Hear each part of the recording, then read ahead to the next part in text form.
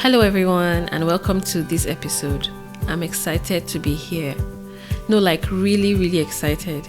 So as I was setting up my equipment to start recording, my excitement kept growing and so did the anticipation. It felt like I was on my way to meet up with some friends. And now that I've started recording, it's basically through the roof. I can't explain it. In any case, I guess I should say, hey friends. Anyway, let's get into what we'll be talking about today. Fear and other creative ways that the devil tries to take over our minds.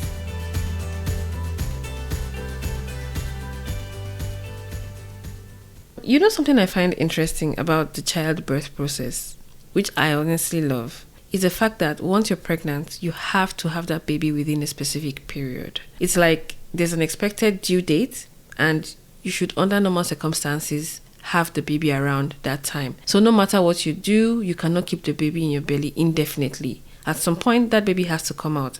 And when the baby is ready, they are coming out and there is no stopping them. I think God uses that as a huge lesson for people who sometimes struggle with procrastination and perfectionism. So because if it were up to some of us, putting aside the discomfort of the third trimester, I'm sure that there will probably be some women walking around with a 5-year-old pregnancy, waiting to be absolutely ready and to have everything perfectly prepared. You would hear things like, oh, I need to do a little more research and learn how to be a great mom before I embark on this journey, or I need to complete decorating the child's nursery, I still need to get some things for the baby, or whatever. It could even be, oh, I heard that childbirth is painful and so I'm not ready yet. I'm just going to put that off until whenever. But I find that this sentiment is often common with women, especially moms. Now, this is purely anecdotal. Please don't quote me. But I find that men are more impulsive, I guess, and they are more inclined to just dive in without too much thought, and I stand corrected. Here's the thing. Wanting to be prepared for a process or an activity before engaging in it is very normal, and I would even say the sensible thing to do. However, the point where we are sufficiently equipped and still choose not to go ahead is where the issue is. I said sufficiently equipped. That's where the fear comes in. So I believe that on some level, when one digs deep enough, we will find that there's a level of relationship between procrastination and fear. It could be the fear of discomfort, the fear of failure, the fear of rejection, fear of embarrassment, fear of getting hurt. Basically, just a way to avoid an unpleasant situation or outcome. Whatever the case may be, the effect is the same. This feeling attacks your mind and will either hold you back from doing something you would really like to, or cause you to do something that you would rather not.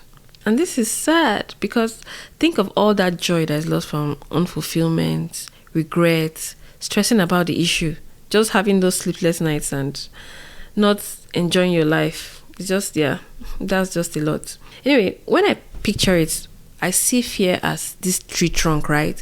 And it has many branches. And these branches manifest in different ways.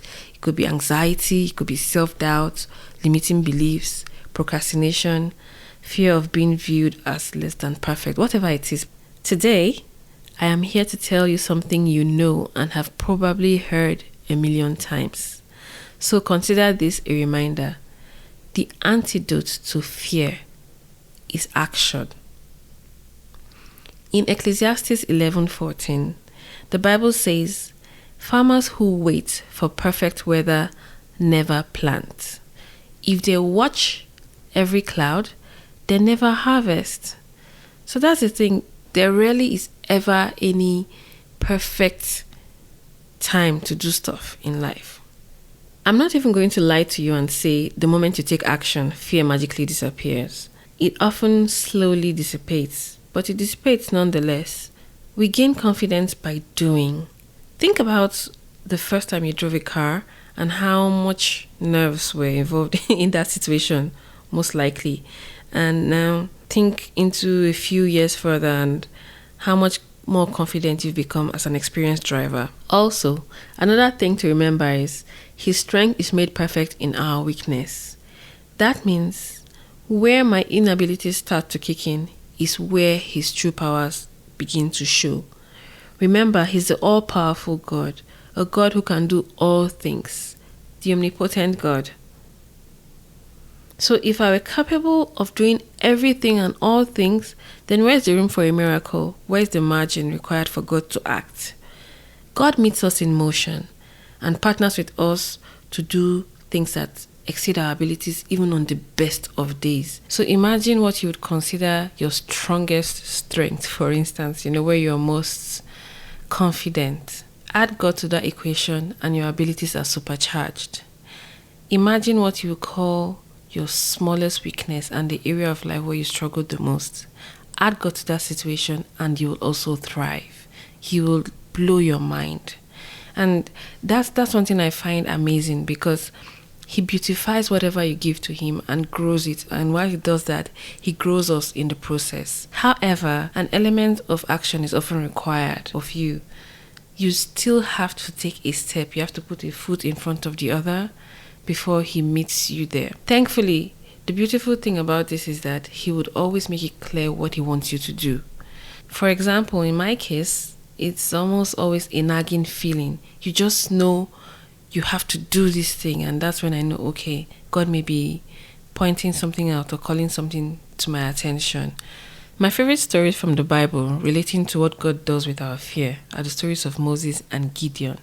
So for Moses, his story can be found in the book of Exodus chapters 3 and 4. God tells him to go save the children of Israel from their captivity in Egypt.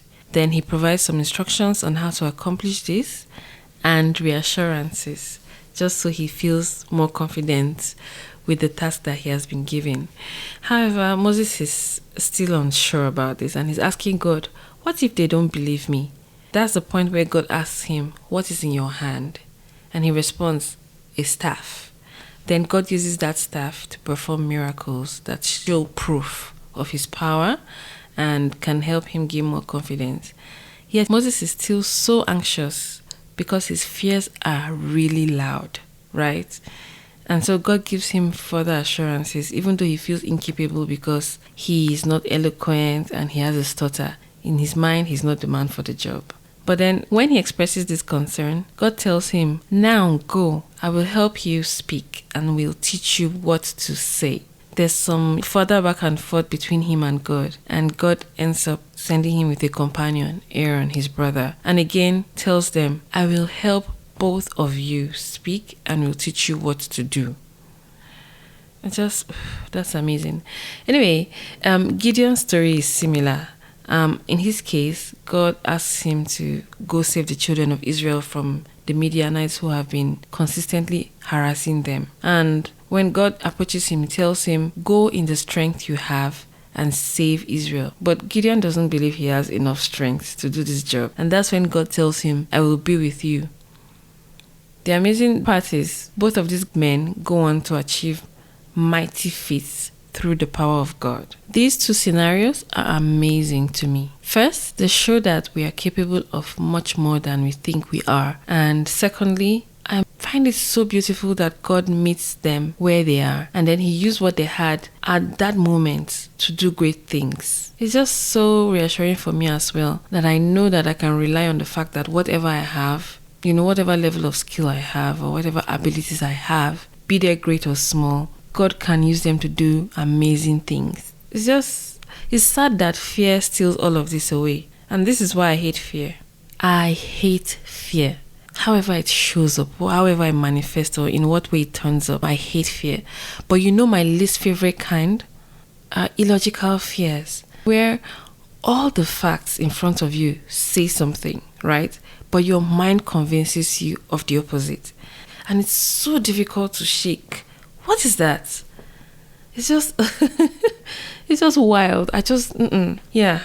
I hate fear for so many reasons, but these are my top. Number one, fear is a bully. Fear is a liar that makes you feel like you're not enough, you are incapable, you're unable to do or accomplish a thing that you would like to do.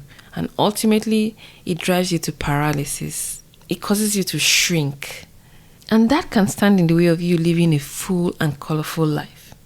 Reason number two, Fear sets off a chain of actions that often result in regret. And regret? That's a feeling I try to avoid as much as possible. So much so that the fear of regret has been my only motivation in some instances. And finally, number 3, fear is fiction. Real life is real. How can I base decisions that relate to my real life on a bunch of what ifs? I've heard someone say before, fear is a waste of imagination, and I agree. If I were to channel my energy, I'd rather channel that energy into positive thinking and expecting the best possible outcomes.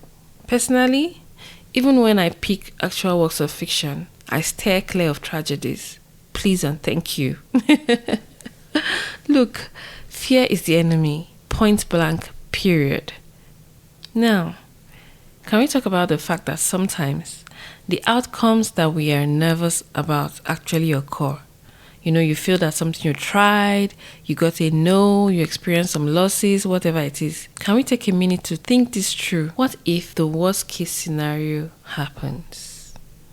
First of all, statistically, the chances of that happening are slim compared to the best possible outcome happening. How many times have you ventured into something new in your life? And how many times have those things turned out badly? And also think about how many times things have worked out. I can imagine that more things have worked out than they have failed. I can even bet that there have been times where you were not fully prepared for something and actually ended up doing better than expected. So there's that. Also, what's the worst that can happen? I don't know anyone who has not experienced some sort of unpleasantness before. It's crazy how much of a manipulator fear can be. It can easily help us catastrophize a situation, urging us to hide ourselves. Fear causes us to picture things as much worse in our heads. And I'm sure you've experienced putting off a task for so long, and then when you eventually get it done, you realize that it wasn't as painful as one would expect, or that it took a shorter time than you expected to get it done. I always feel silly when the rush of joy comes from completing that task and ask myself, what was all the avoidance? Was it even necessary in the first place? I'd also like us to consider a no we have received at some point in our lives and had the opportunity to look back and say, thank God that happened. And that's often the case. Because, like we say, hindsight is 20/20. But we are either learning lessons, or we gain resilience, get directed towards where we're supposed to be, or we find out that rejection or whatever it is that happened in the past ended up working out for our good. Ultimately, we learn about God's abilities in a whole new way, or we gain a better understanding of what we already know about Him because we're getting to experience it live for ourselves, and that's an amazing thing. I'm not in any way trying to minimize any traumatic experiences anyone has gone through. That really, honestly, is a whole nother kettle of fish. I just find that most times we end up being okay and come away from experiences with something valuable. Look at babies. Their first attempts at walking are often the bust.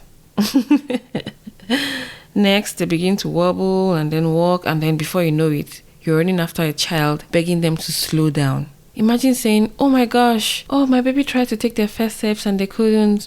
Oh, that means they're never going to walk, and then you just give up on that and call it a day.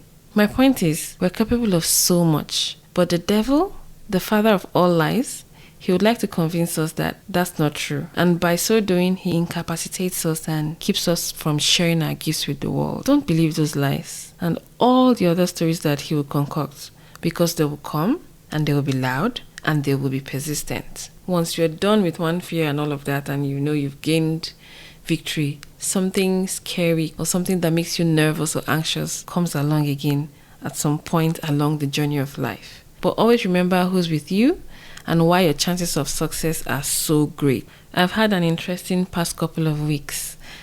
So I'm quickly finding out what God is trying to do here, with this whole podcast. I had everything planned out for the first season.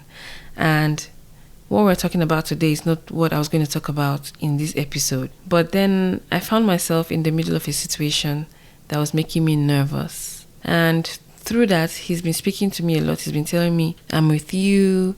I will never leave you nor forsake you. Basically reminding me that He's constantly present with me through the Holy Spirit. So every time those feelings stir up, again, I hear him say, I am with you. I will never leave you nor forsake you. And I just had to share this with someone as well, because I'm sure someone else would love this reassurance. God is always with you. Think about your child like we were talking about earlier. When you're encouraging them to do something that they find scary, as a parent, you typically say something along the lines of, don't be scared, mommy's here, with your arms ready to reach them or catch them or steady them. You're poised to protect them. That's the same thing your Heavenly Father is saying. Don't be afraid, Daddy's here and He's poised to help you. Now, I feel like after all I have said, it sounds like when I refer to taking action, I'm talking about taking on some grand venture or this big pursuit or just conquering one giant project. It could be that, but I'm referring to everything. So it could also be making that phone call you're nervous to make, or finally trying that hairstyle that you've been thinking about for the longest time, or just saying hi to a neighbor that you've been seeing, or whatever it may be. So basically, anything you've talked about in terms of, I'd like to do that someday, or one of these days I'm going to do this, or one day I would like to get this done. Those are the things I'm talking about, whatever is on your list really. So my note to self today is, change your deadline from someday to as soon as possible. I repeat, as soon as possible, not necessarily immediately. I understand the type of time constraints we're working with as moms and how life can get. And I also find it really annoying when people who are not going through the same phase of life that one is in right now take this high pressure approach. In my opinion, trying to do things as soon as possible can look like taking small but incremental steps in the direction of that dream or goal or whatever it may be. Just do as much as you have the capacity to do right now. My other note to self is to move with the assurance that God is with me and He will never leave me nor forsake me. So over to you. What's the action you'll be taking today in spite of fear? Or shall I say, to spite fear? Because I'm here cheering you on. Do it, do it, do it, do it. Thank you for listening, and please come back for the next episode. Ciao.